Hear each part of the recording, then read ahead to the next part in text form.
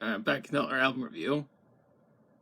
Now we're trying to cool down from the shitstorm that happened in Washington D.C. this past Wednesday.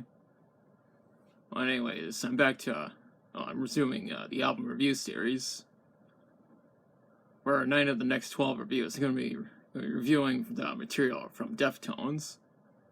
Now, Deftones are an alternative metal band from Sacramento. They've been together since 1988. I actually got to see them in concert on the night of June 22nd, 2017, as you can see on screen. I apologize for the quality because I was really far away when they were performing. They were actually touring with Rise Against that year.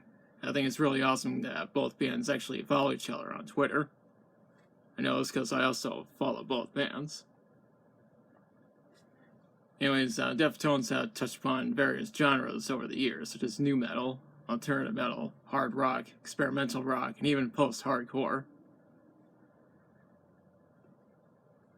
Now, today I'm going to talk about their debut album, Adrenaline, from '95. Before this, they made a demo album in '93 called Like Linus, which was only released on CD on November 30th of that same year. However, it's nearly impossible to get a hold of that album since it was self-released and not released under any record labels. I don't know how many copies of that album were made, but I know that you can actually find the entire album on YouTube. Anyways, let's discuss Adrenaline. Now, as I said, this is the band's debut album. It was recorded at Bad Animal Studios. Bad Animals in Seattle. Now, the studio is known as Studio X today, but that's a different story. Other artists have also recorded material there, such as Soundgarden, Audioslave, Alice in Chains, Pearl Jam, Foo Fighters, Nirvana, Aerosmith, R.E.M., and Radiohead, among others. I'm not sure when exactly this album was recorded. I know it was released on October 3rd, '95, under Maverick Records. The majority of the songs were produced by Terry Date, who would be the producer that Deftones would work with the most. Now, Terry has also worked with other artists such as Soundgarden, Pantera, Mother Love Bone, White Zombie, Snoop Dogg, Helmet, Limp Bizkit, Slipknot, Ozzy Osbourne, Korn, Smashing Pumpkins, Slayer, and others.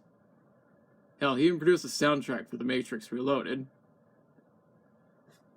Anyways, this album was recorded when the lineup consisted of lead singer Chino Moreno, guitarist Stephen Carpenter, bassist Chi Chang, and drummer Abe Cunningham.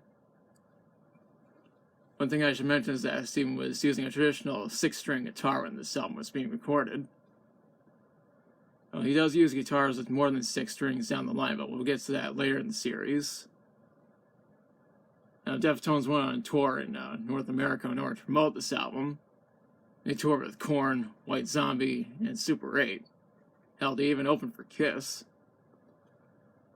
Anyways, let's talk about the songs. This album starts with Bored, which was released as a single on April 4th, '96. Contrary to popular belief, this song isn't really about being bored, instead about a certain act that's considered sexual. Now, there actually was a music video made for the song, and I'll post a link to it in the description. This is a good song and sets the tone for what we're in for. After that is Minus Blindfold, which is another good song. 1 week is after that, and this is another really good song. Nosebleed and Lifter come next. And these are both my favorite songs from this album. Root is after that, and I also like this song. That's followed up by 7 Words, which was released as a single on December 17th, '95. This means it came out 2 months after the album. The song in particular shows how the album touches upon post-hardcore. It is what I think is one of the best songs on this album. There's also a music video of the song, and I'll post a link to that in the description. After that is Birthmark. The next song is Engine Number 9, which is another really good song. Follow that up with Fire Real. This album ends with a hidden bonus track called Fist, which is the only song in this album that wasn't produced by Terry Date. Instead, it was produced by Ross Robinson. Ross has also worked with Korn, Limp Bizkit, Sepultura, Slipknot, Fear Factory, Team Sleep, The Cure, and several others. Now I am gonna talk about Team Sleep down the line, so look out for that. And from what I read is that this album was met with mostly positive reception from critics. Now some of them praise this album for having an innovative sound. I actually do think that this album deserved the praise. As for how this album did commercially, sales were initially slow. And it sold over 220,000 copies in the beginning. It was certified gold by the RIAA on July 7th, 1999. By then, over 500,000 copies had been sold. It was certified platinum on September 23rd, 2008, since over 1 million copies have been sold at that time. Overall, this is a very enjoyable album, although I don't find it to be as good as the material that Deftones did after this. I do think this is a great way to start the legacy of one of my favorite metal bands. Now's the part where I question you. What are your thoughts on this album?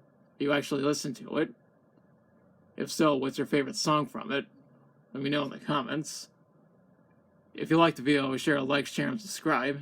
Be sure to hit the notification bell to notify of future uploads.